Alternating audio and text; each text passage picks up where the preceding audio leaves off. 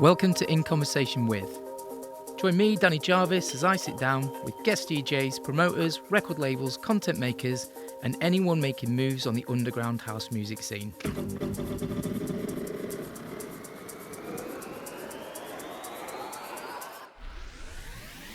There's plenty of nostalgia, but there's also some key insights as to where the underground scene is today. So if you like what you hear, please hit the follow or subscribe button and leave us a review. Wherever you will listen to your podcasts, at the gym, in the car, or chilled at home, relax and enjoy In Conversation With. Mr. Lazenby, hello. Hello, how are you? Very good. Welcome to a little In Conversation With session. It's nice to see your face and, of course, hear your voice. Nice to have you as a guest and find out more about yourself. We've had lots of different people so far signing up to talk to me. We've got lots of diary dates. We've had 4 people on already, content providers, DJs, promoters, and we're going to be heading into finding out about the grisly world of labels. But for yourself, you're coming at it from a couple of different angles, really. DJ and promoter. So it'd be nice to talk about those things in a little while, but so everybody knows who you are and what you're about. Tell us a little bit about yourself and where your love for music came from the Yorkshire side of life. Okay, so Dave Lazenby, 52 years old, born in 1970, dear me. I'm from Sheffield, Yorkshire, and my love of music is quite interesting. I was brought up in pubs, so about 4 or 5 years old, my parents took their first pub. So I lived above public houses until I was something like 21 years old. So, everyone always, what a lot of people's favorite question is where's your musical influences come from?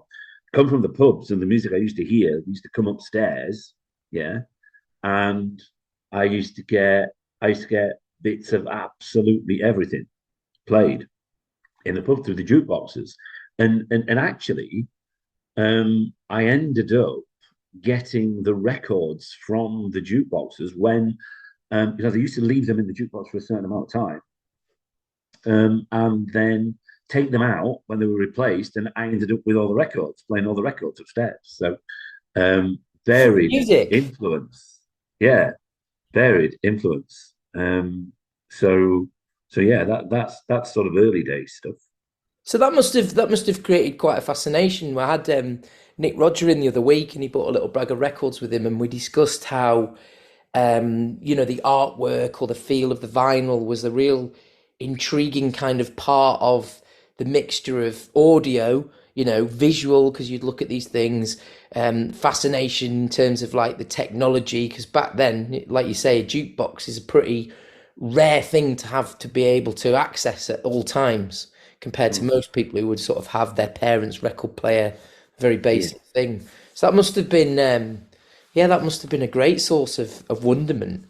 And this was back in the days when the pubs used to close between 3 p.m. and about 5:30. So I'd come home from school and I would go into the pub and I would put the jukebox on, and I'd have music on, and I'd play pool, which is where my affection for playing snooker came from. But I'd have the jukebox on in the pub, and I got all the records from the jukebox. So they're obviously favourites, and there was ones that stuck out for me. But I can remember I've been surrounded by music from sort of 5, 6 years old. So always loved it. By the way, always. So that must have given you quite a broad selection as well of tastes, because back then, if it went to record, it was obviously important enough that people putting money behind it, and if it was obviously going in jukeboxes, that meant there was distribution. So you must have heard pretty much everything from all across the board. One of the first records I remember was Jerry Rafferty, Baker Street. Oh, classic. But yeah, that period, ABBA, oh my Lord, they're the two ones that sort of stand out. But you're right, absolutely every type of music. I mean, into the around sort of 78, 79. I was born in 1970. The sort of mod rocker thing sort of resurrected again. So I was listening to Specials, to Madness, to The Beat, to that sort of stuff, Yeah, and on the jukebox, right? yeah. And then actually got a little bit bored of getting the free. Well, they weren't free actually. They used to cost us something like 15 pence or something, from a guy who used to run the jukebox. But I got a little bit bored of getting the tracks from the jukebox and started buying music when I was about, I think it was about 9 or 10 years old. Wow, that's Um, quite early though. hmm, Well, I guess if yeah, you've been exposed to it like that, this is one of the things we talked about in terms of when is the point at which the tastes that you have been given to you because of your environment, or that you've got access to, like parents' records on the shelf or brothers and sisters, and also like you've got their things that are around you. And what point do you then say, right, I've got this, but I'm in my head, I'm looking for something that stimulates me in a different way. And so talk about that, your musical journey into buying music. What did you tend to gravitate towards? I gravitated towards the albums of which the singles appeared on that I'd heard on the jukebox. So the likes of Madness, the likes of the Human League, which were obviously massive in Sheffield. And when you think of the Human League, I love that. I've still got my copy of Dare actually that still plays. But I put it on a 1210, it still plays. It's a little bit noisy and it's a little bit scratched, but it does still play. And I had a party about 4 or 5 years ago on New Year's Eve, and I played several tracks on the Wow. 1210s from it. And it's obviously wasn't crystal clear, but it was more nostalgic. Um, but it was about getting the albums from those tracks, really. Adam and the Ants as well. Um, dare I say that? I just did. And again, when I look back at that, it was just drums, right? Adam and the Ants. You listen back to Adam and the Ants, it's just. Yeah, yeah, yeah. This guy loves techno because he was listening to that The rhythms, really drums. bass heavy music. Yeah, yeah, yeah. So it was more about getting, I guess, delving deeper into the artists than just the hits that appeared on the jukeboxes or that It's were on the quite jukebox. it's quite a familiar era for me because you're exactly the same age as my brother. And as it happens, my sister's only really about 16 months younger than him. So that era that you're describing is very much the sort of music that we would we would hear in our house, but almost retrospectively, because back then, yes, new music came out and new trends came out, but it was kind of, it all stayed together for quite a while, didn't it? At that period, it wasn't like now where trends are so fast and change. Um, a lot of the tracks, like you've mentioned, rubbed shoulders with some of the newer stuff. Whenever you Mm. went out or in pubs, these tracks, they hung around for years, didn't they? Some of them. It wasn't as if they just dissipated after time. Well, I think that's because they were very good. Yeah. I mean, if you look at that period, if you listen to tracks like "Tainted Love" by Soft Cell, I'd still play that now, right? If you listen to the Specials, "Too Much Too Young," still play that now. Yeah. I think we were very, very fortunate to be brought up in that era with some significantly good music, especially compared to now, because I don't really listen to sort of chart music now, ever. And I couldn't tell you what's in the charts now. I'm quite proud to say, No. but when I do hear it, if I walk past a bar full of 20-year-olds, I think, what are you doing? Because I just don't like what I hear. Yeah. But I think there's longevity in that music because it was good, Danny. So do you think that this naturally led on to the types of artists that you wanted to then see live? Because I think that's the fascination I had with a lot of um, bands, especially like the synth pop type stuff that you mentioned. For Mm. me, like Pet Shop Boys, Depeche Mode was a big one because my brother listened to it, but I don't think I understood the content of the lyrics. It didn't actually translate that I would then go and want to see them. I think at that era for me, the music was enough on tape or whatever, and I could just about carry it around. But I don't personally ever remember my first concert, but live music was very much happening for you when you were in your teens, wasn't it?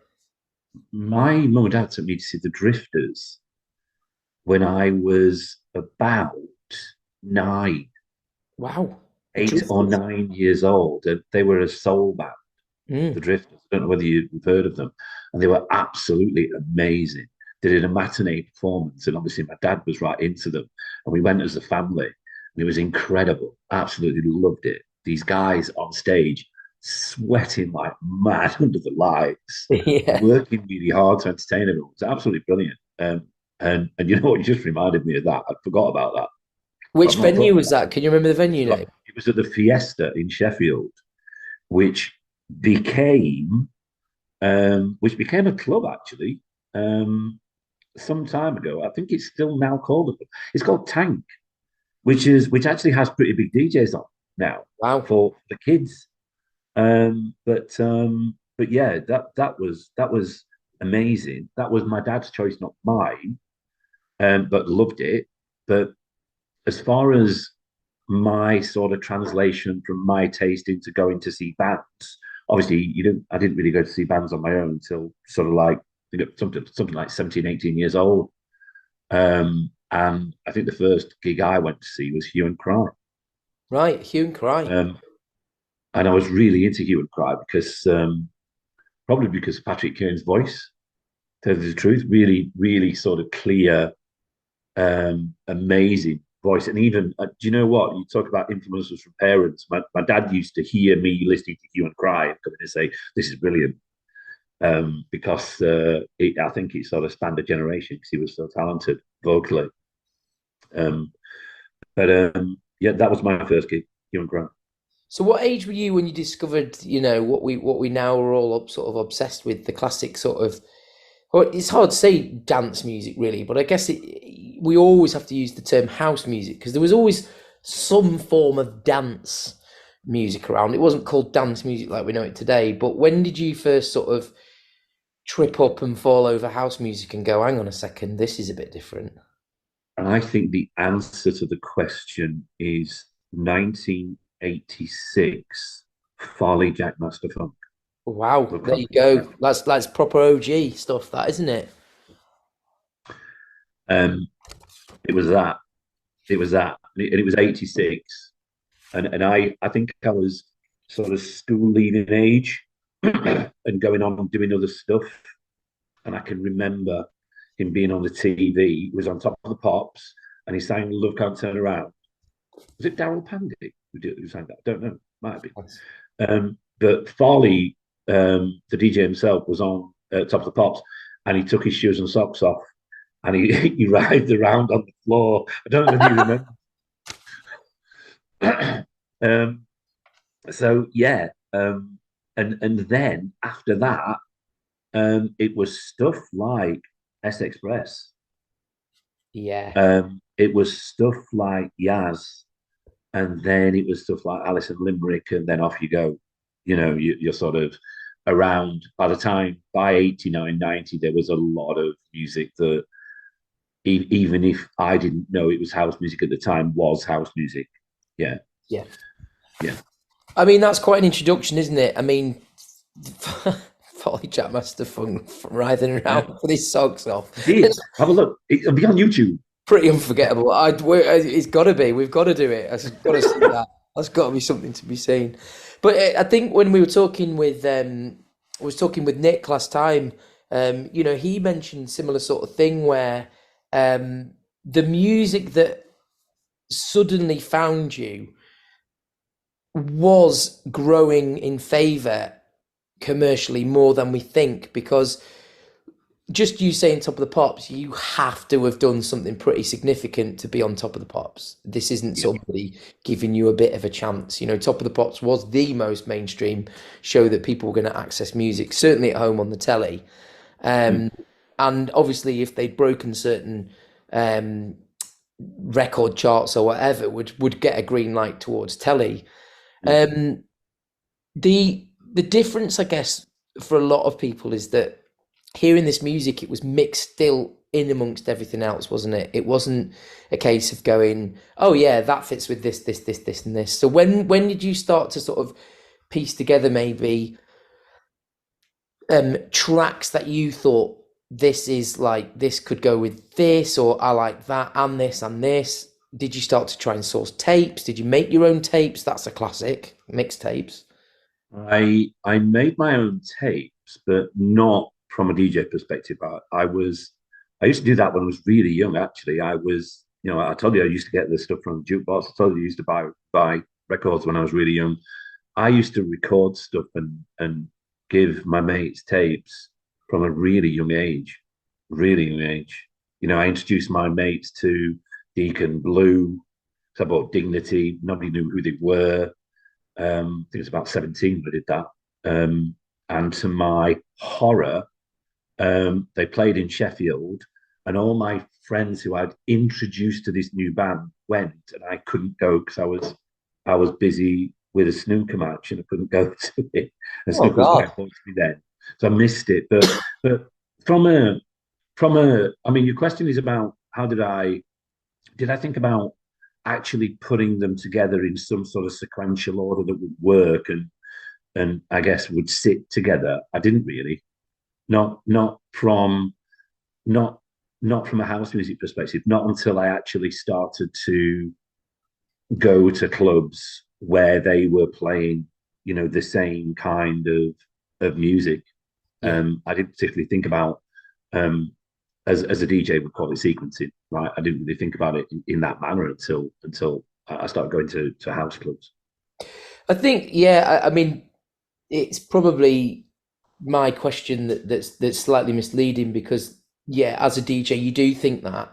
I think where I was coming from was you could go out and you could buy a blues album, and it would be Mm, mixed blues tracks. It would be Howlin' Wolf, it would be all the big guys you would expect, and you would be able to go to the shops, arguably HMV, Woolies, or whatever, go along the rails and go, oh yeah, blues artists, and pick up the tape. But mm, it was nigh on impossible, wasn't it, to go into mainstream high street shops and source this type of music in any way that made sense, even if there were, be it very, um, what's the word I'm looking for, a very um, forward thinking type of album. It was mm, often a hodgepodge of things that didn't quite match. That's what I found. yeah. Um, Again, I've mentioned this so many times in conversations that probably people are going to get bored of me saying it, but just the huge advantage to me having an older brother your age was that a lot of the music that I got passed to me, I didn't have to go search for myself. Mm, When I got to, and you were saying earlier about when you started to get your own tastes, mm, where I had to go and source music, a lot of it was sat by the radio, literally listening to really quite rare shows on the radio, pressing stop when the adverts came on, pressing record again when they started. And I kind of like bodged these tapes together from the radio. So I actually did start mixing early in a mm, way, using a double tape deck and trying to get on one tape all of this music because I couldn't handle just having like one track. If it did become commercial, it was often like the radio edit, which was like 3 minutes long. And I yeah, always yeah, thought, yeah. oh, I just started getting into that, and now it's finished. Traditional songs obviously are formulated away, bridge, chorus, and you get used to that. So the fact that it goes for 4 minutes or 3 minutes, or you hear it on the radio, you've heard the whole song. You like it's completed. Whereas this stuff, I think Nick sort of referred to this as being like, oh, now that bit's finished. What's this bit? What's this bit going Yeah, on? And it was like the intrigue into it was more than just somebody singing or an instrumental. It was like they'd thrown all their toys at the sort of mixing desk and tried to create as much like mad stuff as possible.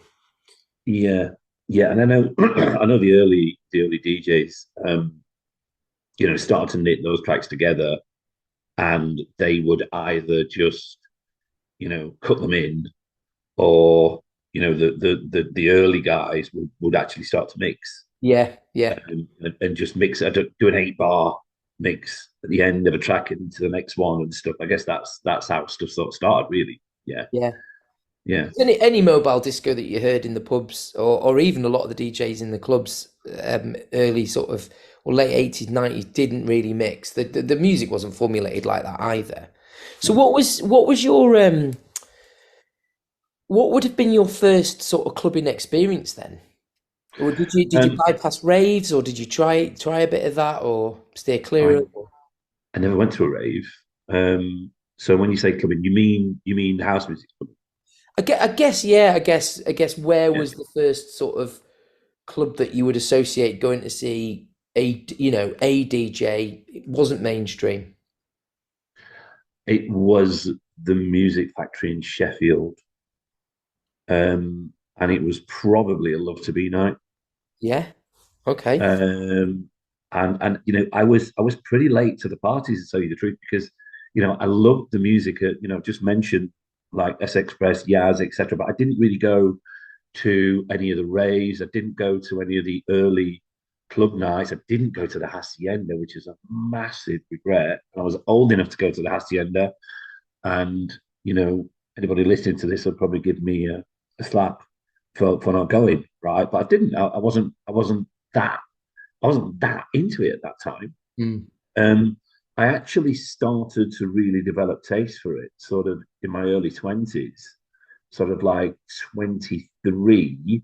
And then when I went to university, everything changed. I went to university, and I was with people who were 4 or 5 years younger than me, and they were all into going to house clubs. And I started going to a few house clubs. I'd be about 23 at this time. Music Factory, Love to Be. I remember actually seeing Farley Jack Master Funk, to mention him again, with his shoes and socks on, I think. A Music Factory in Sheffield, Oh. and I was. It was very strange because I didn't go to those types of clubs. And then once I went, that was it. I hardly went to any of the sort of standard discos that I used to go to prior. That was it. I was sort of transfixed. And you know what? I've actually thought about this quite a lot, and I know why I was so taken by dance music culture, by house music, the actual music and the feeling. And it is because I just told you I was brought up in pubs. And it's not an ideal environment to be brought up in, to tell you the truth. Your parents tend to work really long hours. You spend quite a lot of time on your own. I spent quite a lot of time with my big brother. Um, but also, you're around adults a lot, and you're sort of observing these adults living their lives. And I did spend quite a lot of time in the pub, from sort of 11, 12-year old, sort of playing pool and darts with all the guys in the pub.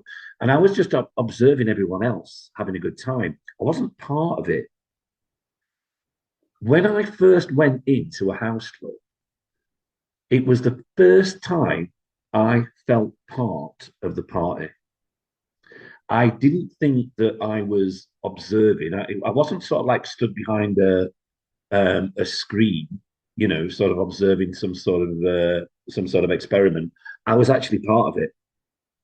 Mm. And also, the other thing that struck me was when you went to normal discos, normal nightclubs, sort of thing, close at 2 a.m., kebab and home sort of place.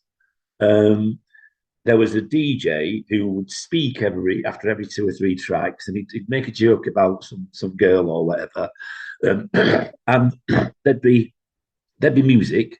Some of it would be good, some of it wouldn't be, but there would be about 100 different nights out in that club. So there'd be 50 or 60 different conversations in that club and some music. Whereas I went into house clubs, one party, one DJ, the music was everything, and everyone was there to enjoy the music. So while they would have come from disparate places, it felt like there was sort of one cohesed sort of thing going on in the room, and I felt part of it. And from that moment, I was pretty much hooked. Yeah, I referred to a really odd memory that I'd totally forgotten about, which was the Hitman and Her. Mm. Um, last time I was speaking with somebody, and the reason I mention it is because what you've just said there is really, really true and fascinating. Is that there wasn't anywhere that you could see the inside of what was happening in these clubs. The Hitman and Her was the closest thing to it if you watched the telly, but even their version of where they were going to clubs was still a little bit cheesy. And I Mm. think you're right that um, the difference between your normal club environment was that the music wasn't the primary interest. The primary interest, like it or loathe it, was to mate with the opposite species. Most people want to continue to go somewhere to drink because of the licensing laws Yeah, and also copulate. Like that was the primary function. And when you went to somewhere with, a DJ playing or a group of friends, it was about the music and it was front and center. And yeah, also the fact that when you got in there, the behavior, like you're saying, you were a sort of observer of this behavior in the pubs. yeah. Um, all of a sudden, you were no longer the observer. Correct. You were the experiment, and everybody acted very freely. Everybody was different, accepting of each other. Now we could talk about how much of that element may have been drugs, yes, but I always find issue when people just want to go, oh, it's everybody was on drugs. Yeah, in pubs everybody's pissed. There's no difference to me with people being really pissed out their heads and people being on drugs, except that when I went to the places where people did take drugs or went to dance music, they didn't have brawls afterwards. They didn't try Mm. and kill each other because so and so was looking at his girlfriend. In fact, quite the opposite. You were often dancing with somebody and then they'd introduce you to their boyfriend and you'd end up giving him a big hug and high fiving. And the whole environment was so different that when you came out, you thought, oh, I can't quite remember what's happened here, but I feel like I've met a lot of people that I like, and I've shared an Mm. experience that's unique. Unique.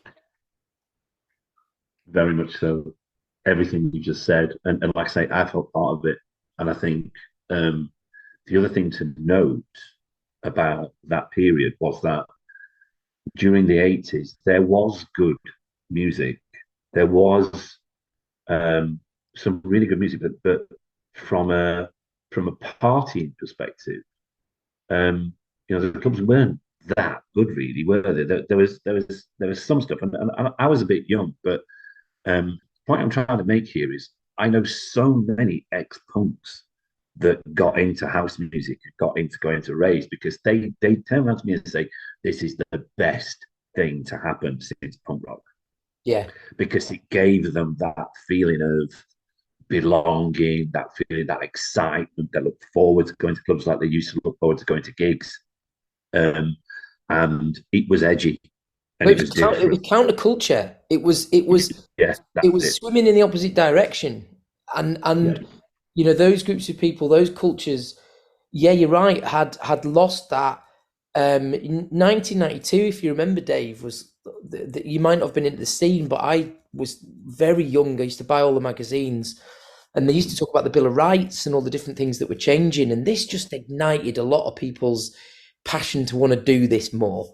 It went from kind of raves in fields being shut down, and by and large, the period you're talking about, sort of 93, 94, when the likes of Love to Be and the Hacienda had sort of come out of its sort of main era, Mm. when all of those outdoor illegal things went into the smaller clubs, this was just the benefit for the likes of so many people.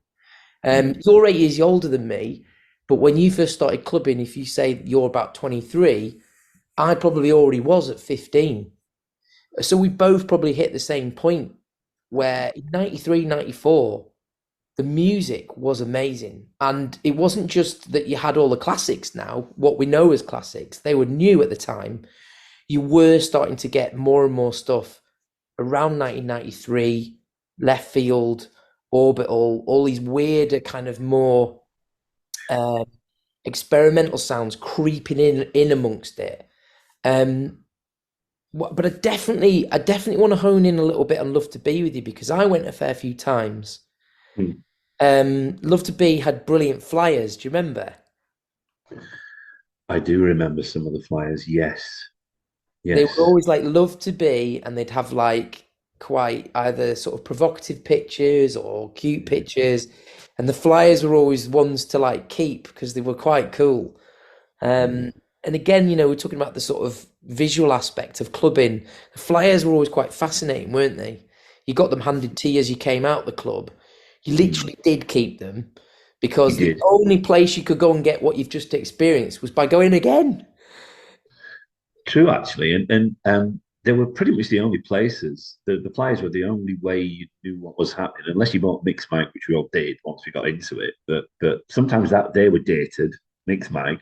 Yep. And do you remember walking out of clubs and getting the flyer packs? Yeah, And there were yeah. people that used to pull them all together, and you get like about 30 or 40 flyers in one pack. And you're like, yes, I know what's happening in the next month or so. And Yeah. then you'd immediately go home and you'd be planning your next month Yeah. with them. But yeah, Love to Be did have good flyers, and I can remember going to Adelphi in Sheffield to Love to Be, and also Music Factory, and actually they're still going. They're still doing events all over the place, and I know the guys pretty well now.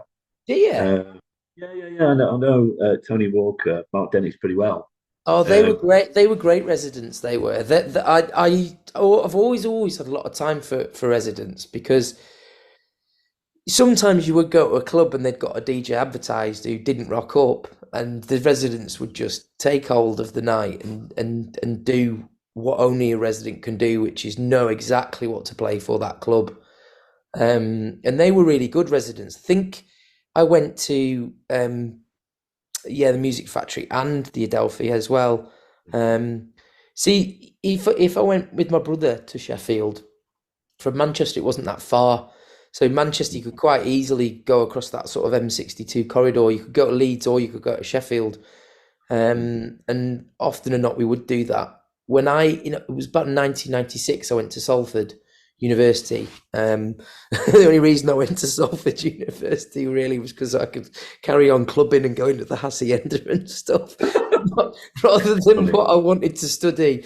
I was just desperate to get back to Manchester and be in Golden and Sankey Yes. Soap and do all these things. But we used to go across. One of the lads I lived with at uni in Halls, he was from Sheffield, so we went back there. This was before the kind of Gatecrasher period, so it was still sort of what I would always call sort of house music, still centered firmly on that. But the Sheffield crew were quite good at picking the sort of, I dare I say it, sort of the American side of house and garage, wasn't it?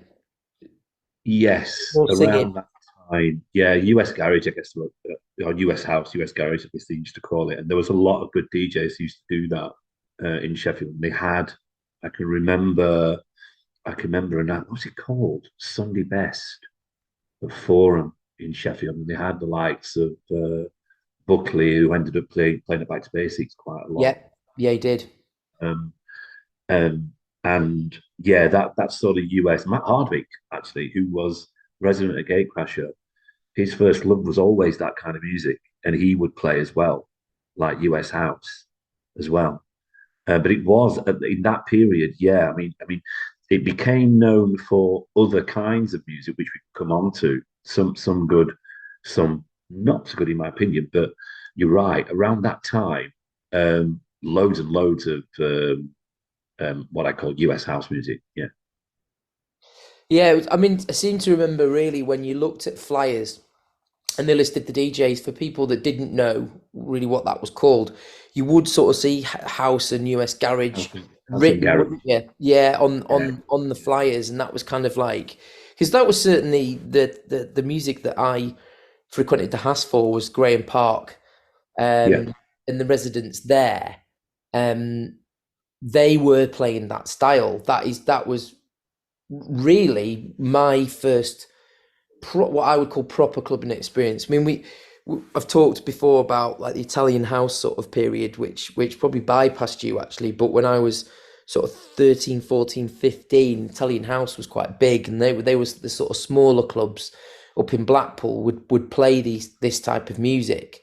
Some of those tracks that were in that style of music might appear in the yeah, more serious DJ clubs, but it was a kind of like a subcategory of clubs. So when you once you've been to the hacienda, the sort of mecca of what you think is clubbing, certainly as a northern lad from Manchester originally, mm, it was strange to deviate from that, but I did find like Hard Times in Leeds was quite serious about its American US garage. yeah, I remember seeing Roger Sanchez there way before Roger Sanchez was ever the Roger Sanchez we know him as today.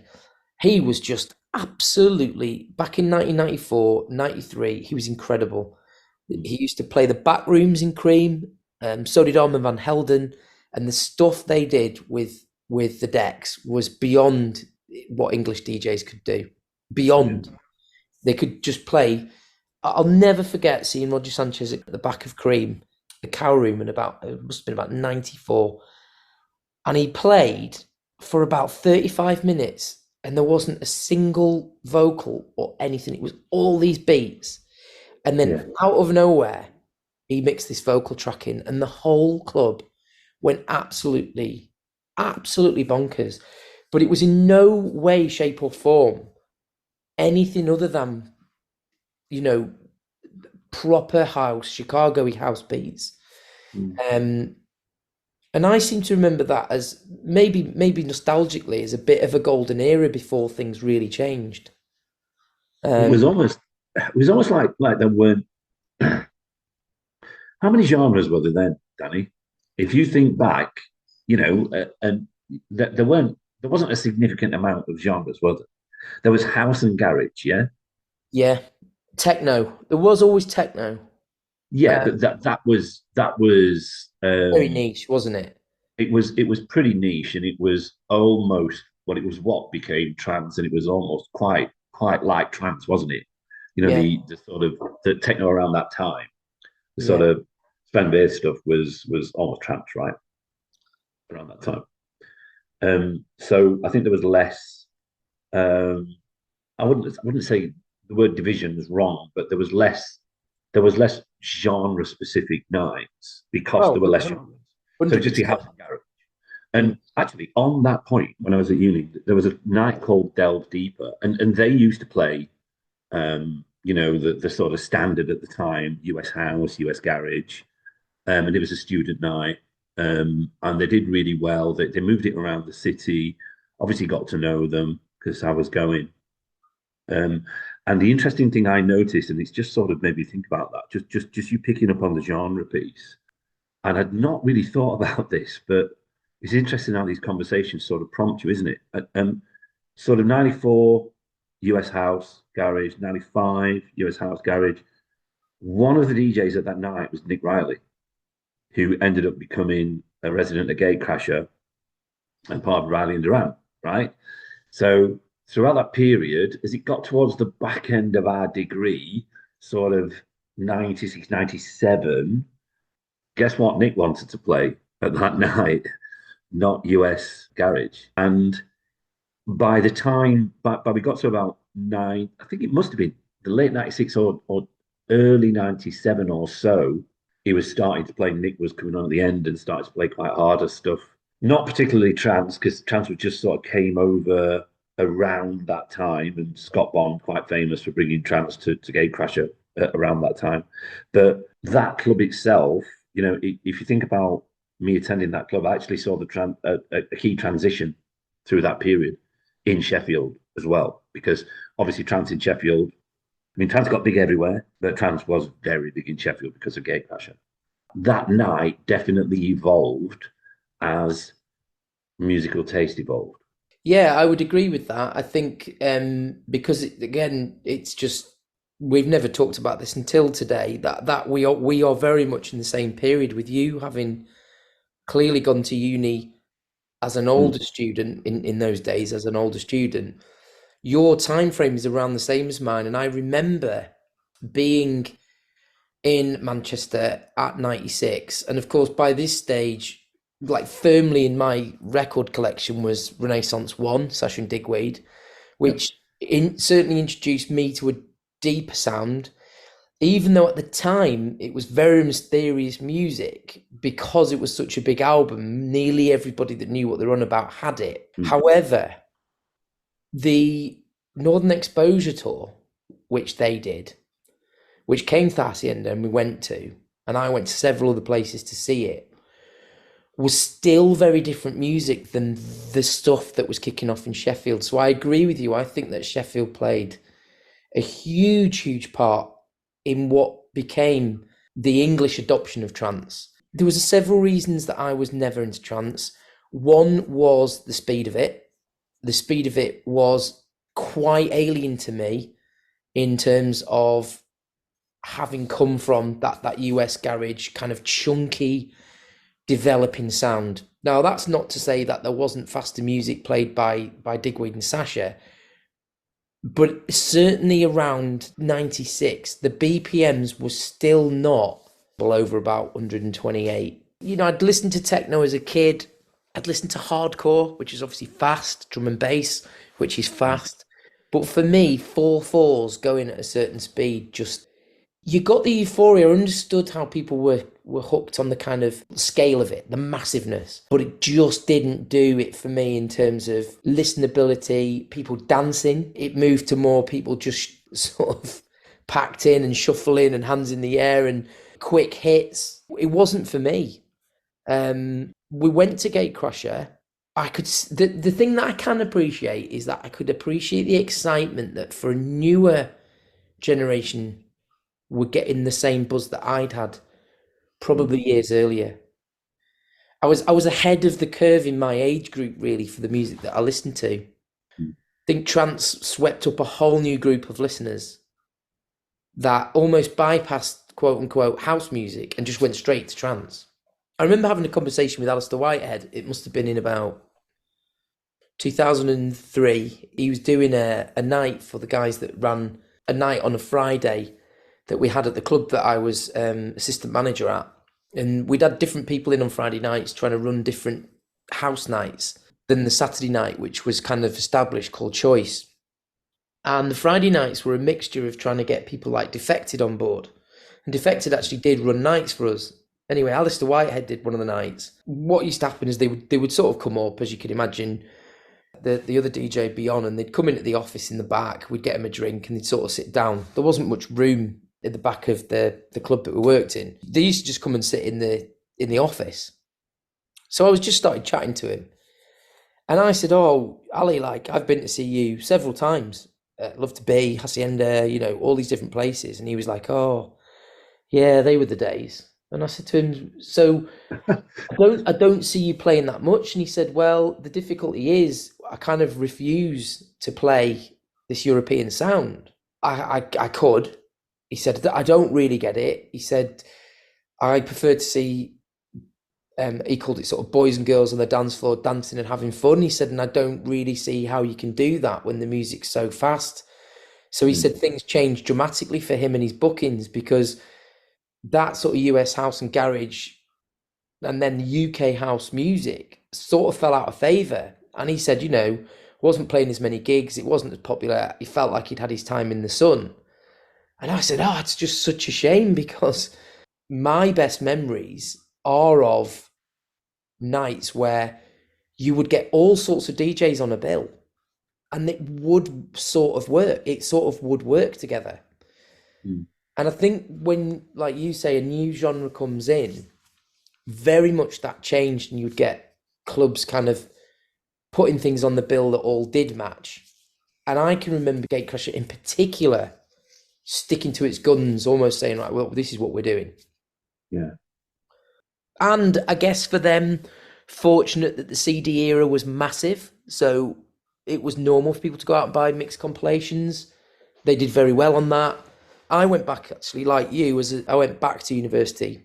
I left Salford. My parents split up. I had a really rough couple of years, bouncing about, couch surfing years, and I sort of got myself together and said, all right, I'm going to go back to uni, and I went back to uni in Cheltenham. So I was like 22 when I went back to uni. Then I was kind of introduced to the two-step garage, trance, or what I was into, which was this very, very different house sound. And in 1999, even like 4 or 5 years after my sort of clubbing had started, you now had 6 or 7 genres. Yeah, yeah. And people were in that camp. They were not even budging. It was like, no, I'm going to a garage night on the Tuesday. I'm going to a trance night on the Thursday. That was it. And I thought, oh wow. Like, I remember when you used to go and you'd hear a bit of everything all mixed up. Yeah, true. And that sort of stopped. It was a shame. Yeah, and at the time, obviously Gatecrasher started as a house night, yeah, and evolved into a trance night. I think the story is Scott went to the Netherlands, picked up some records.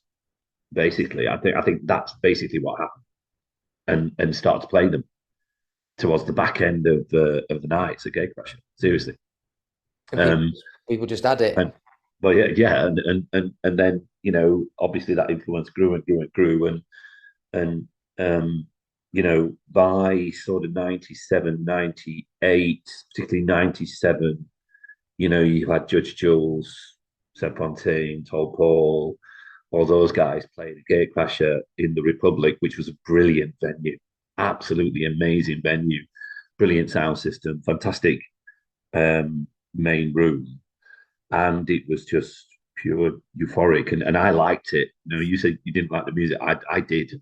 I really liked it because I've always been a fan of quite banging music, and at that time, it was pretty banging for my taste. I thought it was pretty banging.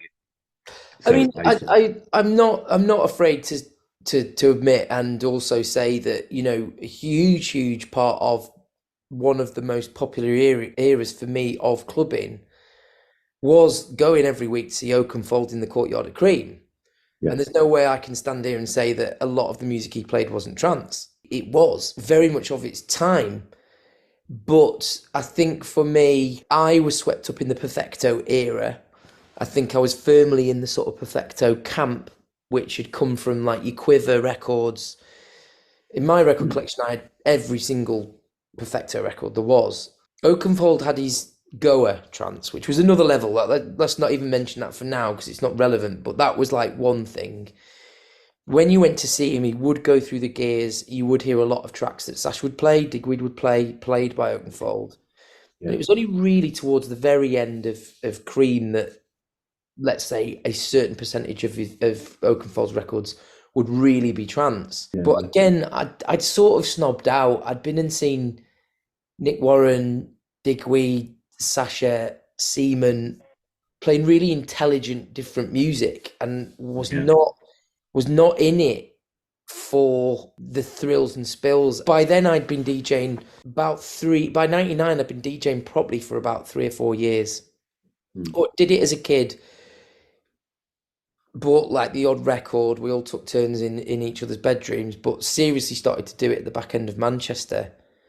And my back cat was all like AM/PM records, was all very much the dub sides of the big AM/PM tunes, right through to the American stuff, and then would buy a lot of Perfecto. The access to the records as well, some Manchester sort of Piccadilly records, they didn't buy trance in. That didn't happen. So you're right, I think the era exploded in multiple directions. The explosion of dance music itself probably peaked in about 95 when, of course, Pete Tong did the Essential Selection live on radio. That was just so pivotal at that time because exactly what we said, suddenly you could listen on the radio to exactly what was hearing in the club. and it was exciting. It was It, exciting to hear other clubs around our country going absolutely mental. agree. And did you go to some of the nights? I did. And you know that there'd be a DJ on, and it'd come to sort of like 12 o'clock, and they'd sort of like stop the music and say, "We're live in five, four, three, two, one." And Pete, being Pete, would go, "We are. This is Radio One. We are live at Back to Basics or wherever," and everyone would be cheering. And I remember those nights well. Particularly, actually, it reminded me specifically of Back to Basics because they used to do quite a bit of basics, Yeah. um, and which was one of my favourite clubs. Actually, I mean, I stopped going to Gatecrasher about '99, and incidentally, at Gatecrasher, you know, we had Sasha, we had Yeah, Mick that's Warren, true. That is you true. know, we had Sander Kleinenberg used to play loads, and Gatecrasher went through a sort of prog period for about 4, 5, 6 months. But you know what? Lost its crowd. Yeah, yeah, Uh, no, I'm aware of that. it- Listen, I don't want to bash the crash. I'm not going to no, no, no, hear no. it But what? and say because I think it was important for the scene in general. I think it did a lot of good, especially for the north of England, to have such big things happening. Everybody used to go on and on about your kind of Ministry of Sound, and people would be very focused on what was happening in London. But for the north of England, clubbing culture was massive. It was But it was everything. you talk about it being big. To tell you the truth, I got a little bit peeved with it after a bit because it used to be that me and my mates could get in Gatecrasher most weeks, or pretty much every week, and then there was this explosion, and the next thing we knew, there were six coaches outside, Yeah, yeah, and you couldn't get in yeah, because everyone had turned up at 9 o'clock and the place was full. And you're like, hang on a minute, we're here every week. yeah. And you literally, it got took over. But that was a massive wave, wasn't it?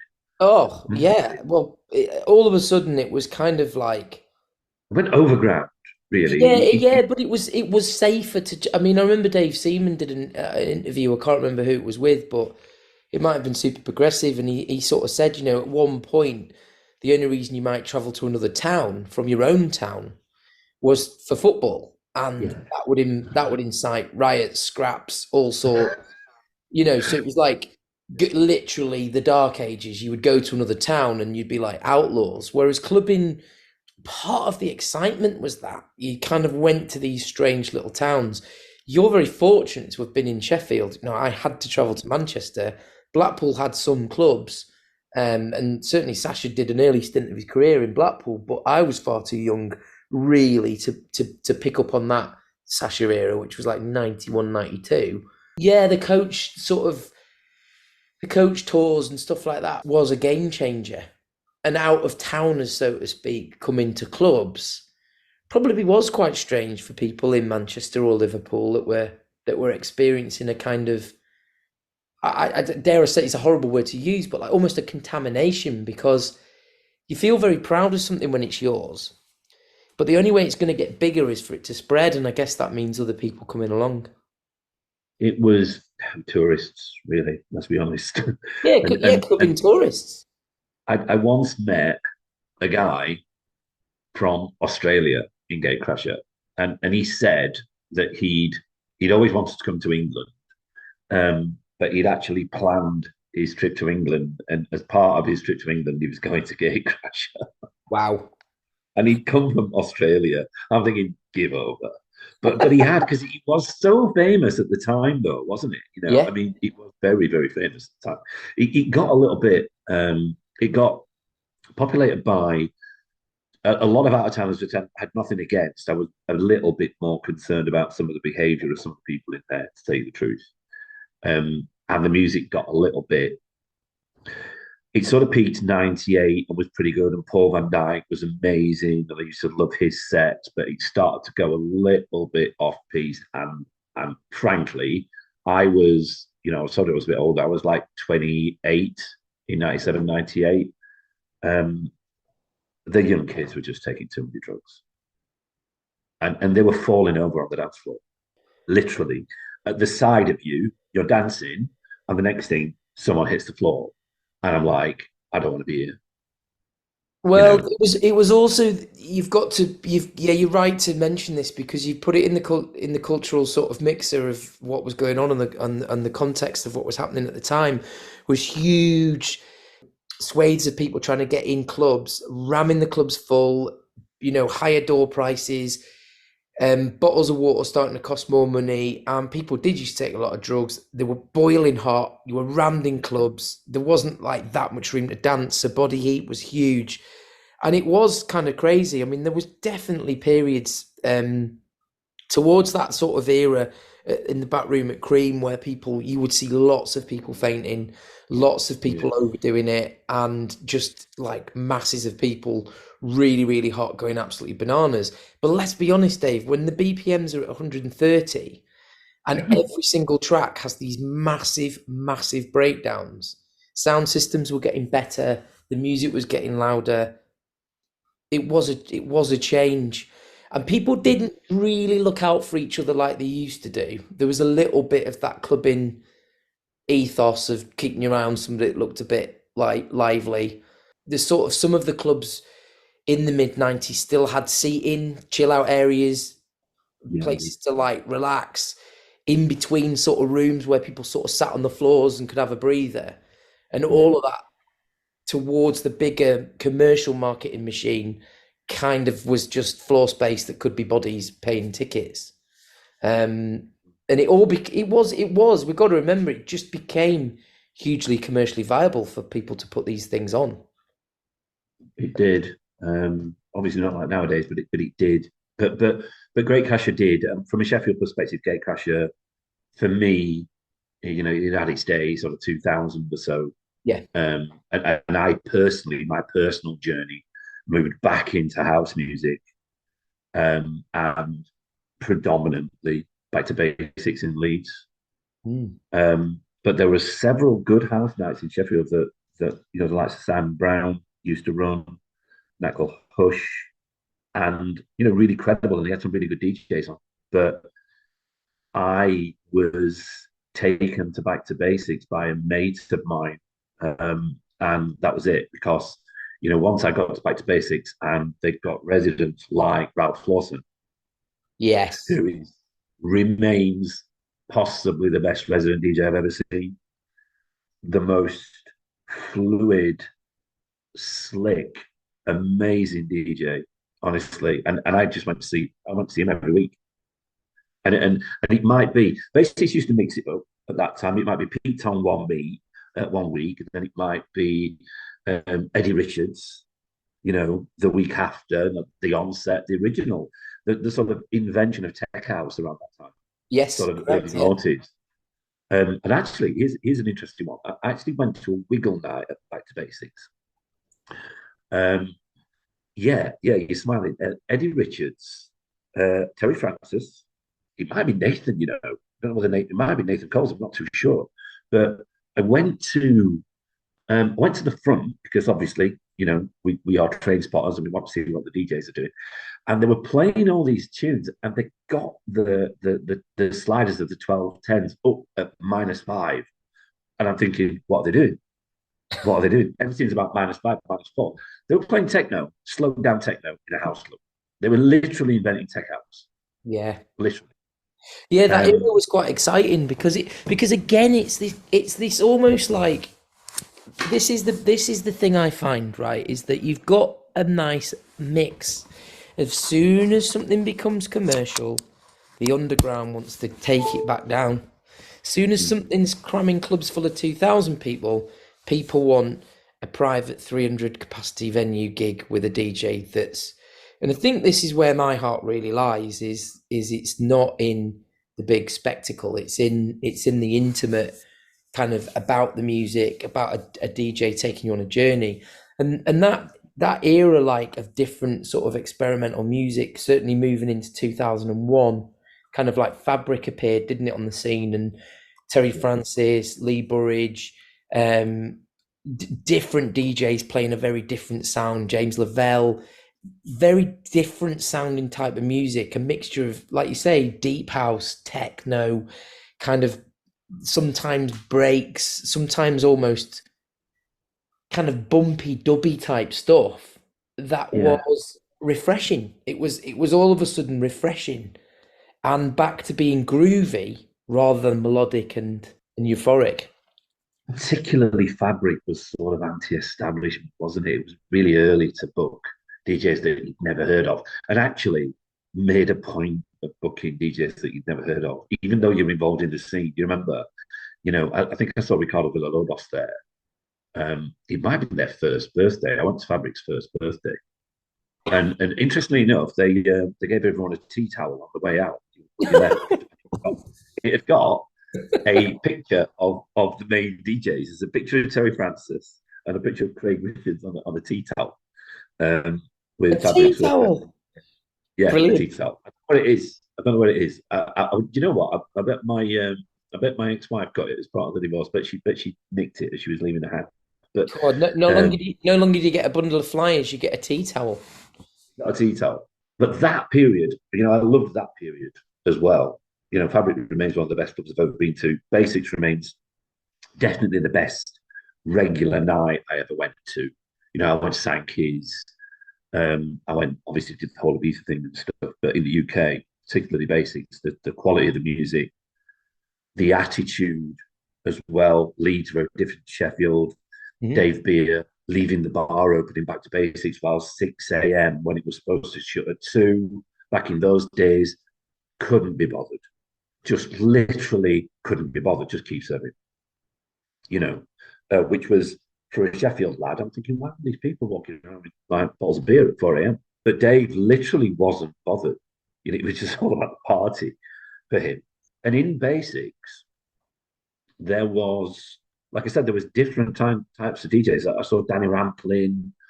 They had Carl Cox for their birthday party, and it was a pajama party, and everyone turned up in pajamas, and Carl Cox turned up in pajamas, which was pretty mental. That night, actually, I said to Dave Beard, who walked past me and said, Dave, what time's Coxie on? And he just looked at me.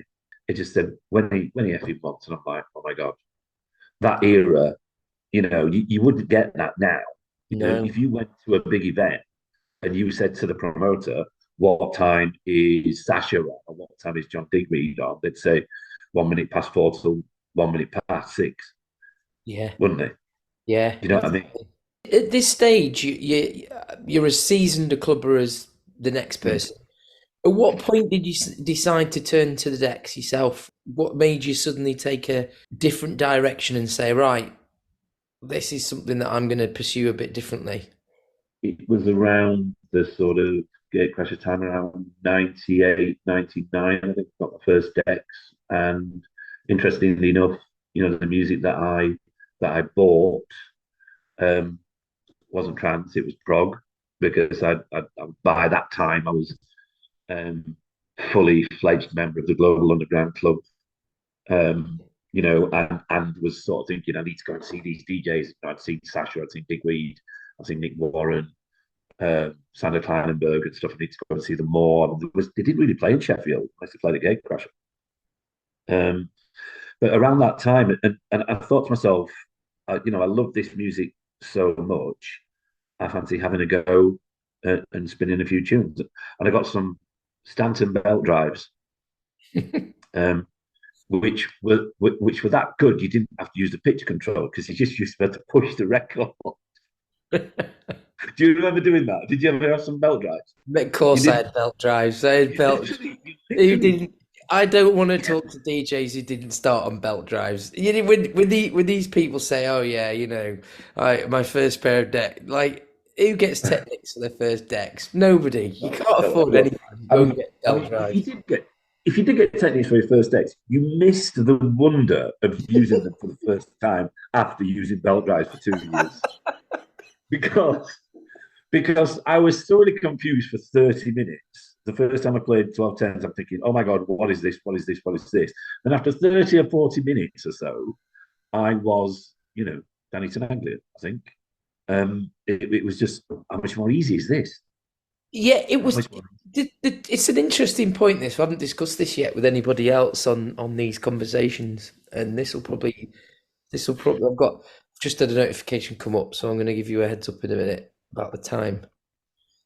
So I haven't had this conversation yet with anybody. This will intrigue people.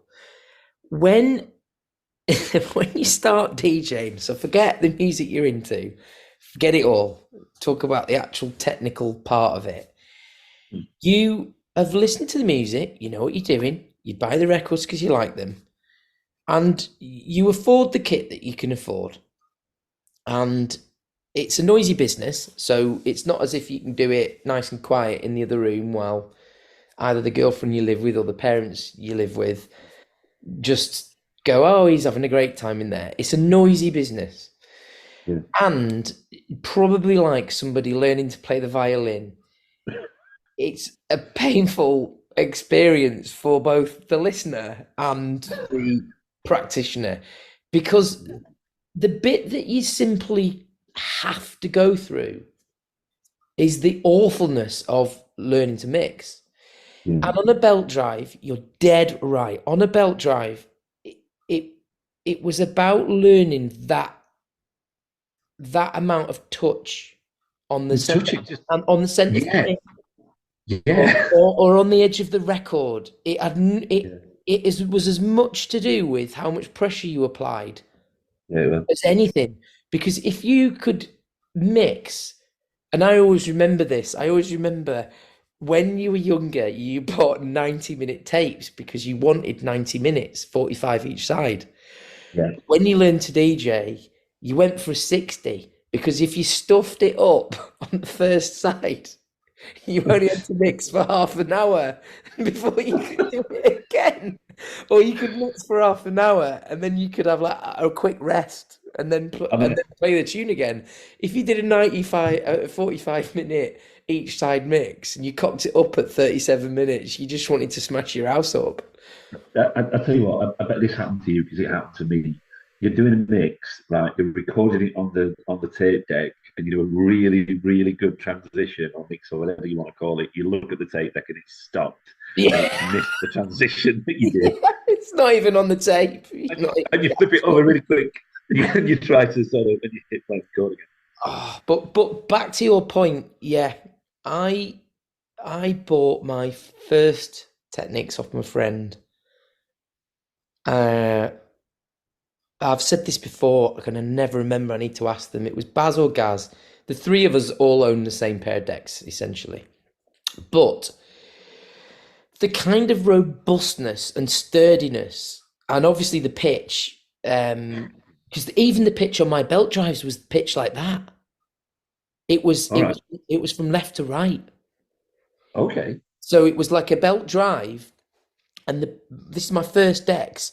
The pitch was like a little wheel that you had to whiz to one way or whiz to the other. Oh, they were the crappiest decks in the world. So when you suddenly got to Technics, there was actually a period, I think of about a month, where I thought, I've made a mistake. I've spent all this money, and I couldn't quite get to grips with it because I was trying to use the spindle. I was trying to touch the vinyl too much. And I wasn't yeah, relying on using the pitch and my finger to move yeah, the record. But when it clicked, it just suddenly clicked. And you're right, it was kind of like then it became an industry standard. When I started playing in clubs and I started getting gigs, I occasionally had to come across Vestax, yeah. which was a bit like Um, it's the equivalent of driving a geared car and then suddenly finding yourself in an automatic. It was like yeah. everybody go, "Oh, these are easier," and you go, "No, they're not." No, they're not. And They if you weren't. don't remember, they used to have a little tiny, um, they used to have a little tiny switch that you could flick that would do the equivalent of you touching the record. And they'd have the pitch on the right hand side, and then they had this little thing, and they were just loose caboose. They never felt solid. Everything felt wishy washy, light, like it was moving. And you would flick this little thing, and I couldn't stand them. But one of the places I was a resident, they were the decks. So sort of peak time of me playing in about the year 1999 to 2003, I would play in these four different venues. I had Technics at home, Technics at one of the places, and then two different sets of different vest acts at these different Mm. clubs. And when we talk about modern clubbing now, and mixing is one of the main things I concentrate on. I've always been really keen on my mixing. I have learned it the hardest way to do it, the hardest way, especially with melodic music, where you could, if you Mm. touched the plate, Oh, it didn't just take the okay. beat out; it took the whole Yeah, like yeah. melodic parts of the track totally out of whack. It was, yeah, it was hard work. I can imagine you stood looking at both tunes, thinking, which one do I manipulate? Yeah. Yeah, because if you manipulate the wrong one, you get that lovely whirring sound that you've just done. That sounds horrendous. I don't know about you, but that's a really good question. That's a really good question. I would love to ask a lot of DJs because ultimately what happens is, or happened with vinyl, was that you had to know the record of where to Yeah. put it on the pitch. So you could be playing a record that was -2 with a record that was +4. And obviously, modern sort of equipment that just doesn't figure. You move the pitch to whatever the pitch is, or you sync, or use tempo, or whatever you use. But you're right. You would look at the record sometimes. You would have to know. I need to slow the left one down, and if I do that, I either need to speed the right one up, or vice versa. But you Yeah. couldn't just be sticking your hands on it unless you were pretty sure what Yeah. you were going to do was right. Or it was really light. You had to be really light. And I saw some DJs who were really good at just um, really lightly moving the pitch on the 12/10s, just Yes. nudging them, Yeah. and they just literally just nudged them with their fingernails. Yeah. It was always a Um, nightmare near zero, though, wasn't it? Because it got trapped. oh, because with yeah. Zero Why had did they like a do? groove, and it was like, oh no, Yeah, and the light would flicker, and you'd go, oh shit, yeah, exactly. I'm running Because out. yeah, no, great fun. But I once played on. I think I maybe once or twice played on Best Decks, and oh dear, yeah, you're right. Nightmare. Yeah. When you use 12/10s, nightmare. I actually thought the torque was stronger, but the deck wasn't as strong, No, it wasn't and you couldn't sturdy. manipulate it. You know what I mean? So it's sort of The like, plate was slightly raised, wasn't it? The sort of yeah, Technic had the big feet and the big plate, and the mm, the record deck itself almost sat in the tech into the main part of the Technic decks. Whereas the Vestax was slightly raised up. So you would almost, from memory, the record would often be over the lip of the you plate underneath. know, I forgot that. Yeah. And I think that was part of this silly little switch that they'd put on there, was that that's what they thought you would do instead of touching the record. But once you'd been on Technics, you couldn't get your brain to not want to touch it. Didn't Carl Cox do some sort of endorsement for Best Acts? Probably. Yeah. I'm sort of thinking back. I can imagine with his style, he smashed quite a lot of them up. He Yeah. probably needed an I'm endorsement. thinking they were never for me. The mixers are all right. Yeah, The yeah, mixers were pretty good, but there was a right nice rotary one. We're getting a bit geeky now. But remember those rotary mixers that Best Acts did? yes, Really they good. were okay. But Yeah, more of a thing you would have in your home than something you'd yeah, want yeah. to like attack in a club when you're playing a mad set. So Dave, we've kind of chewed the fat about the '90s and the early noughties, which I think will resonate with a lot of people. But what about the kind of? I know it sounds crazy to say it. What about the last 20 years? What's been your journey to where you are today? Obviously, got into DJing. I didn't play many venues, maybe two or three venues. I've had I think about 7 or 8 years off from DJing, and I started again in lockdown. But prior to that, I just viewed it as a hobby, which I still do, to tell you the truth. Um, and I'd sometimes play the after parties. after we've been clubbing, or sometimes go round to people's places or birthday parties, and just do an hour or two here and there. So, but at that time, originally, once I'd mastered the 12/10s, he said jokingly, I wasn't. I never saw myself playing in a big club. Never saw myself being on a decent sort of standard flyer. I just thought, oh, this is a hobby. I do this. They're DJs. That's what they do. Leave them to it. And I never really even thought about doing anything too serious DJing, to tell you the truth. But sort of fast forward um, to lockdown, and I mean, everybody stayed in for how long? How long did we stay in for? A long time. And was looking for things to do.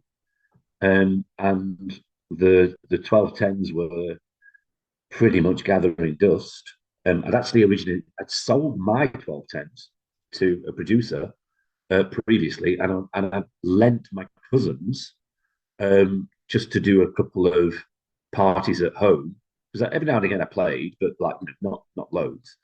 And my girlfriend at the time said, "You need to get those 12/10s out and actually show me that you can DJ, because you keep saying you can DJ, and I've not seen evidence of it."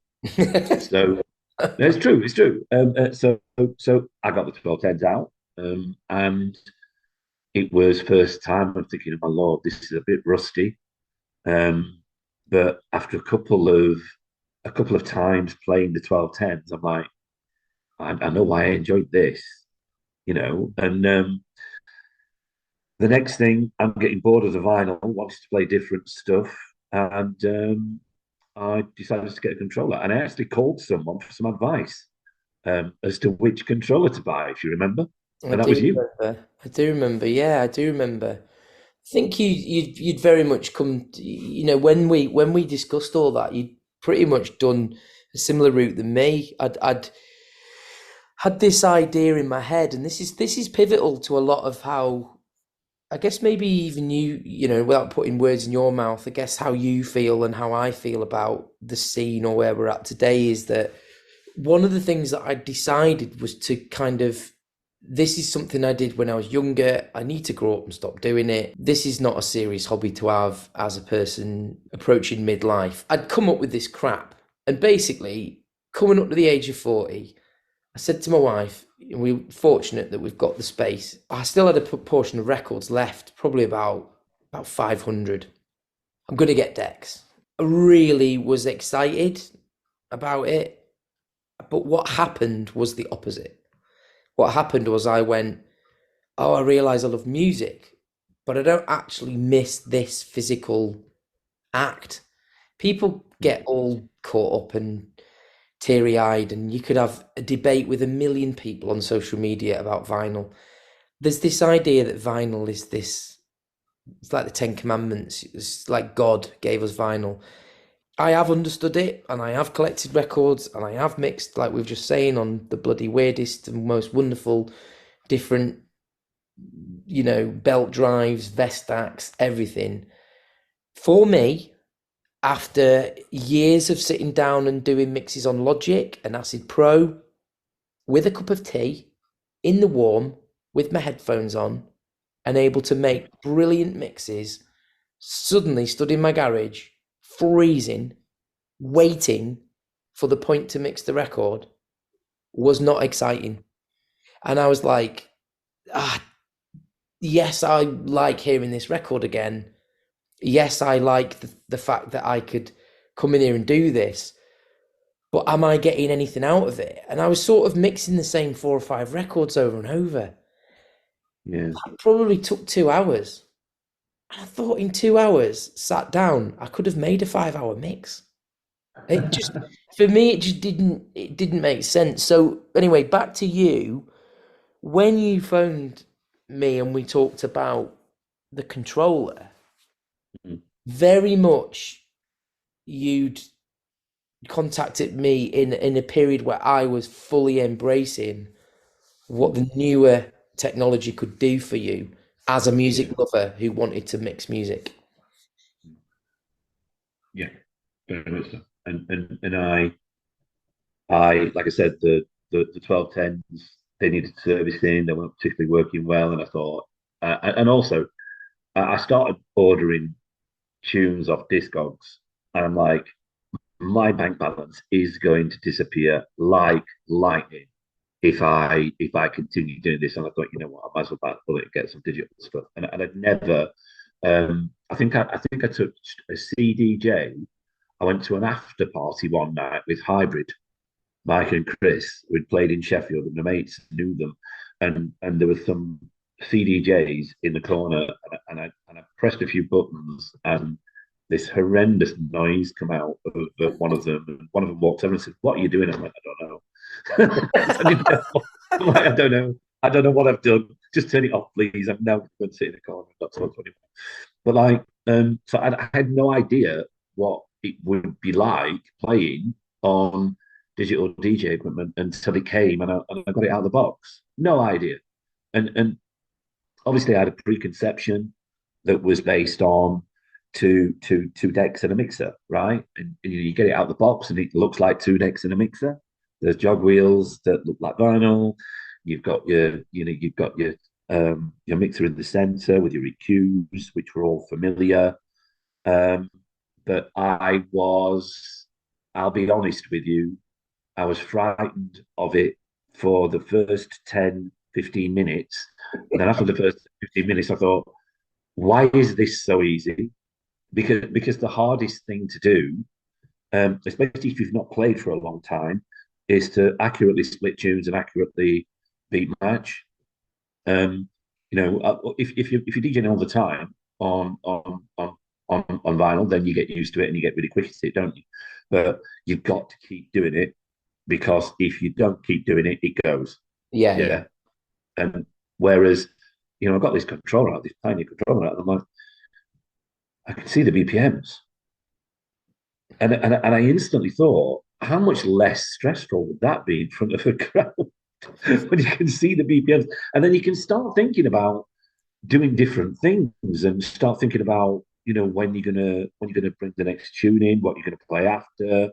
Because when I was playing on vinyl, always played on vinyl, I was quite consumed with making the next mix right. Because I'm like you, and I'm quite obsessive with getting the mixers as good as the Global Underground CDs that I used to listen to over and over and over again.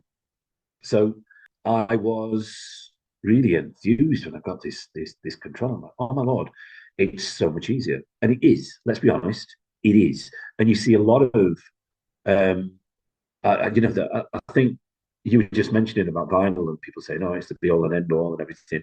I think there is some anger in a lot of people that have been DJing for years and years and years, who are seeing younger people or new people come onto the scene using this new technology and getting to a certain standard pretty quickly without having to do the grunt work and work the 1210s for 6 months, 12 months to actually know what they're doing on them. And I think they're probably quite fearful of those young kids, to tell you the truth. It's not their fault. These things show the BPMs, and it's not their fault that there's a sync button either. And I'm not against the sync button at all either, because in my opinion, what comes out of the speakers is the most important thing. Yeah, agreed. 100% agreed. But it's a lot easier, and it gave me, immediately, I'm like, oh my god, this is brilliant. I could record without a tape deck, so to speak, straight to the record box, and the music was so much cheaper. So yeah, I mean, at the time, it was about not being on that controller 4 or 5 hours a day, because I would have been if I could have done. Yeah. It was just, and I think you realise you missed it, and then you think, well, hang on a minute, there's all this music I can get as well. So if I want to, I used to play breaks, new school breaks back in the day. I thought, well, I can get loads of break stuff. I can get loads of house. I can get loads of prog.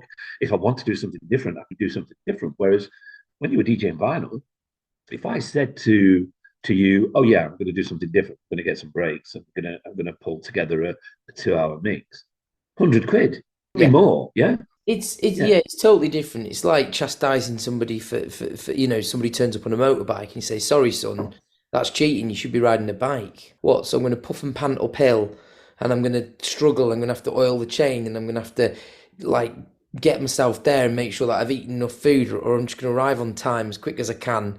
Like it's just technology and the Really advancement what? of things is doesn't make you less of a skilled person for riding a motorbike because you can't or you didn't learn to ride a bike. You know where I'm going with this. It's like Correct.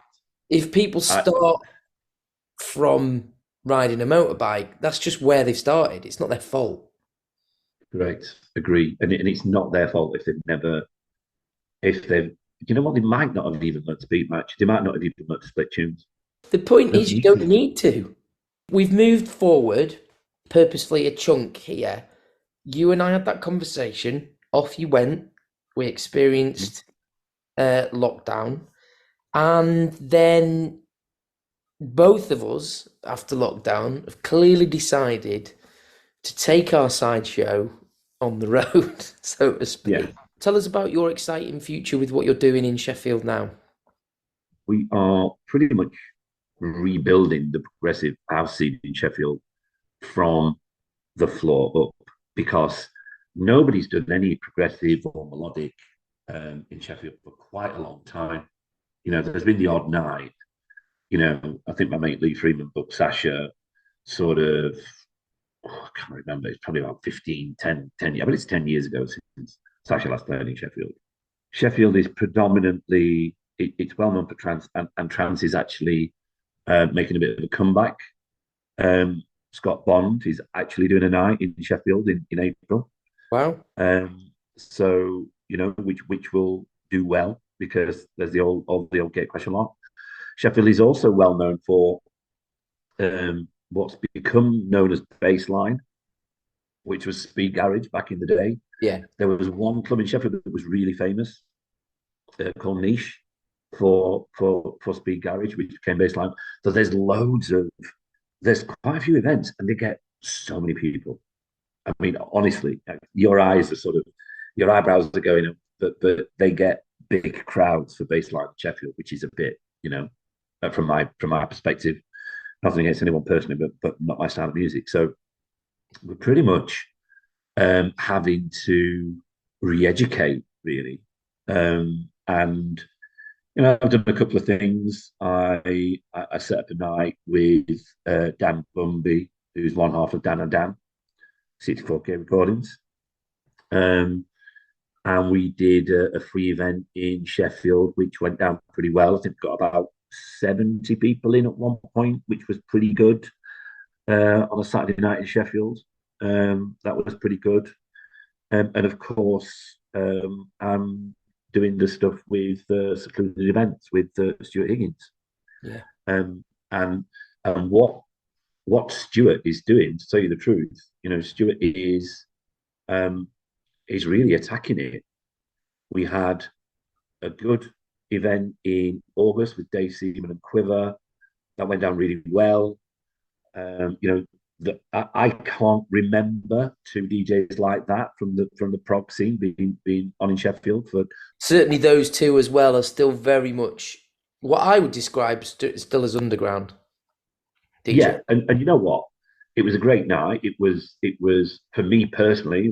It was amazing because you know, like I said to you, when I used to DJ prior to lockdown, you know, ages ago, I never really saw myself on a flight like that, and I certainly never saw myself Yeah. stood in the DJ booth with Dave Seaman saying, "What do you think of these monitors? Do you like?" because you know we were all sort of like having a chat about the monitors. You just think, "Is this me? This is a bit weird." And it was a really good night. Everyone had a good time. Got good numbers, and happy smiling faces. So that was great. Um, we were looking at trying it, and the way I work with Stuart, it's his night. Excluding events worldwide is his night, but he's from Manchester.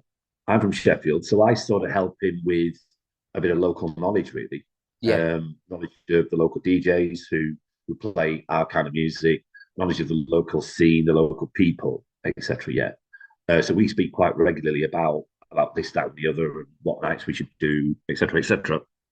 Um, we were trying to get something in around November, December, but didn't quite happen.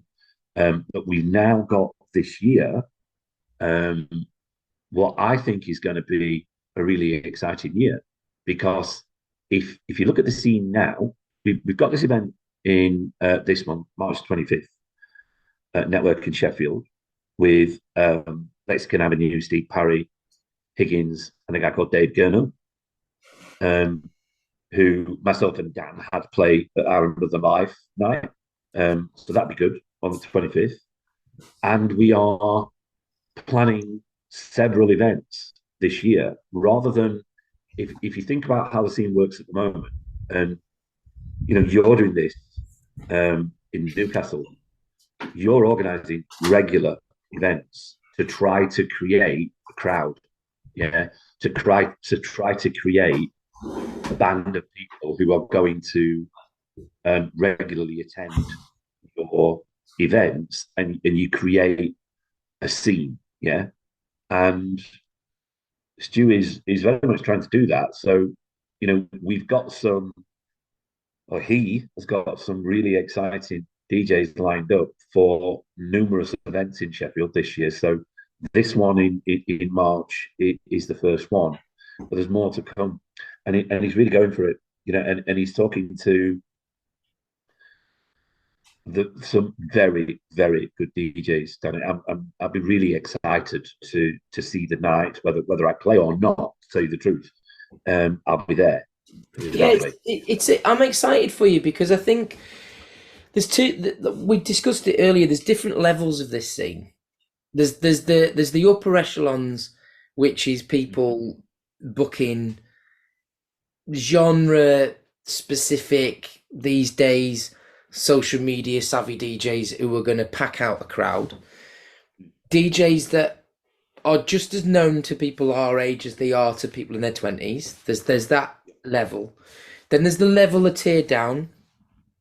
And I think progressive music, in just by its nature, has always been quite underground, because it's not so obvious, is it? It's not so hands in the air all the time. It's quite in depth. There's a massive amount of it in South America, but not a lot in this country.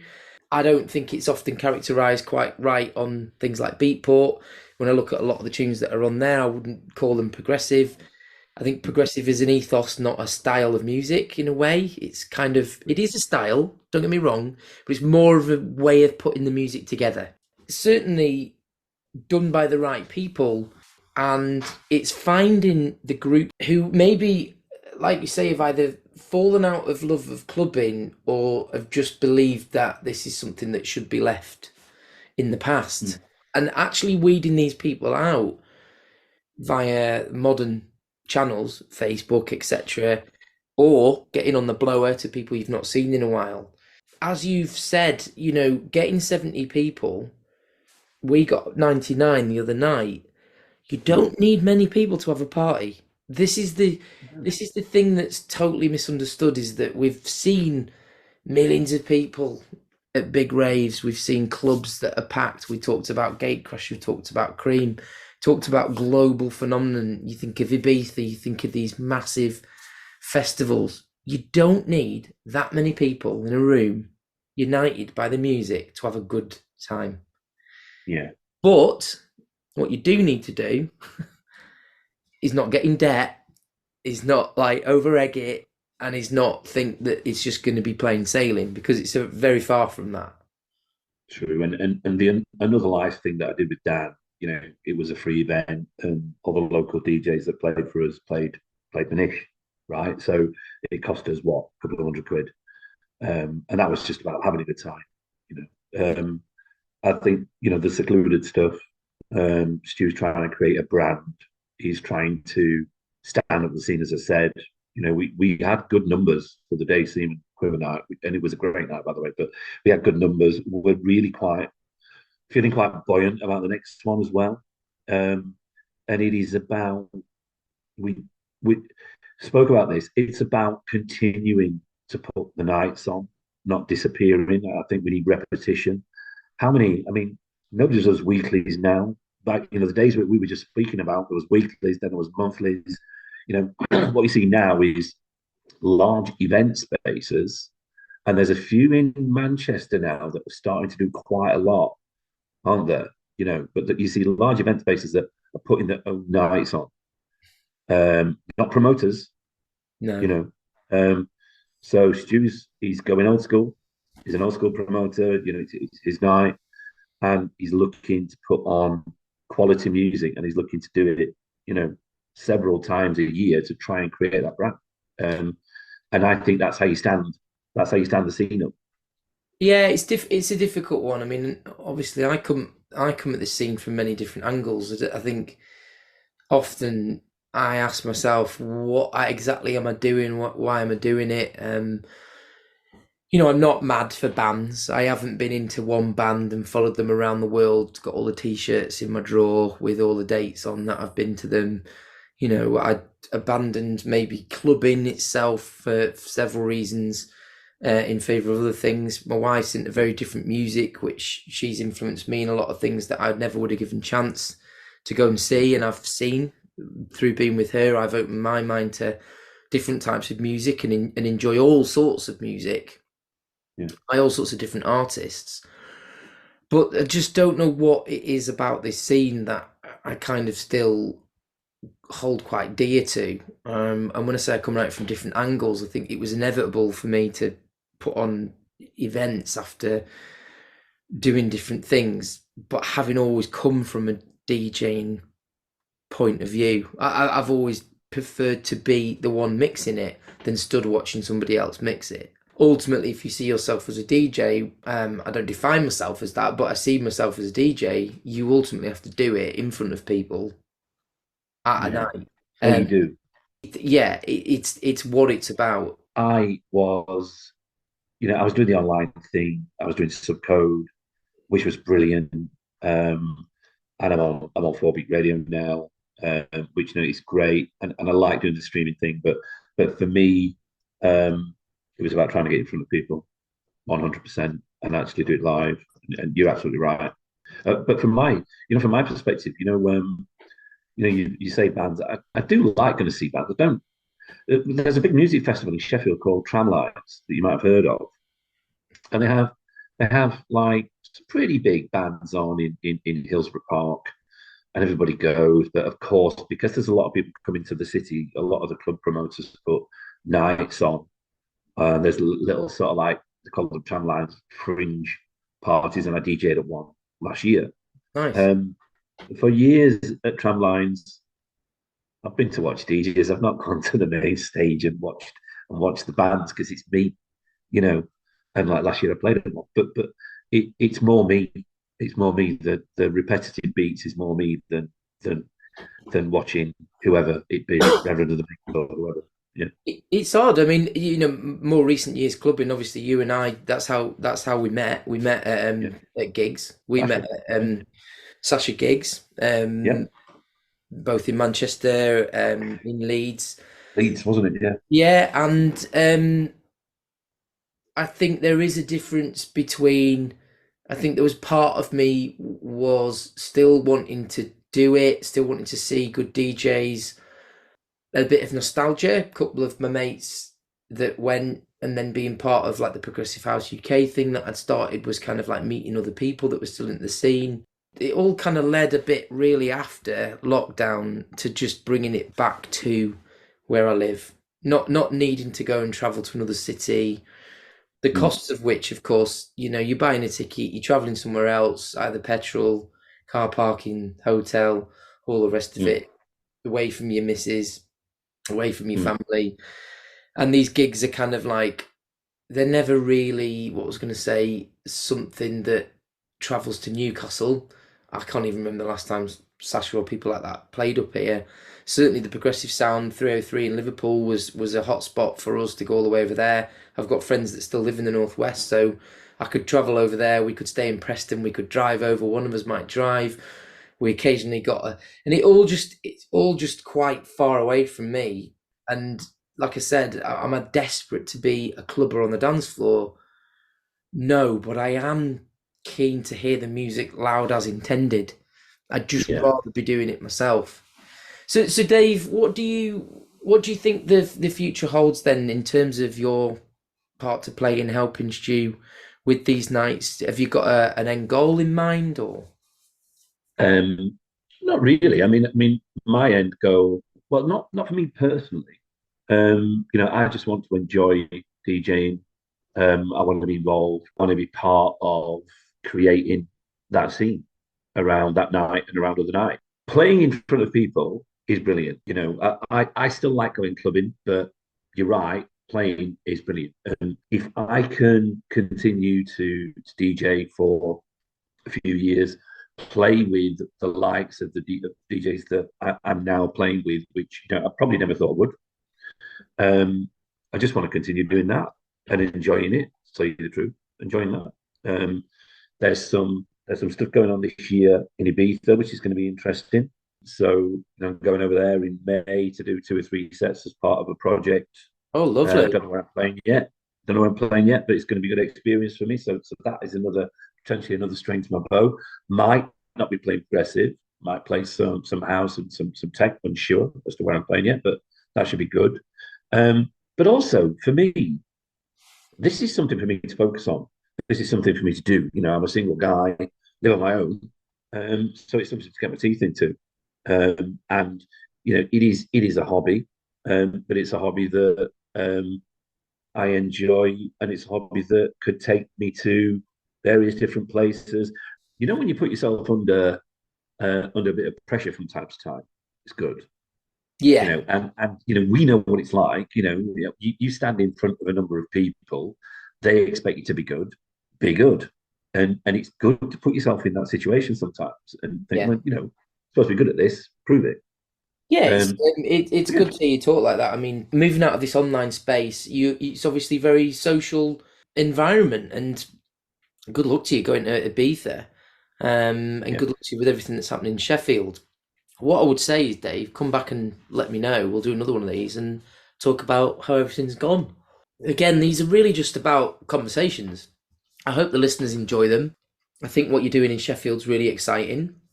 Coming from the history that we've talked about today, it's nice to think that you'd be a part of the future and then therefore the history moving forward.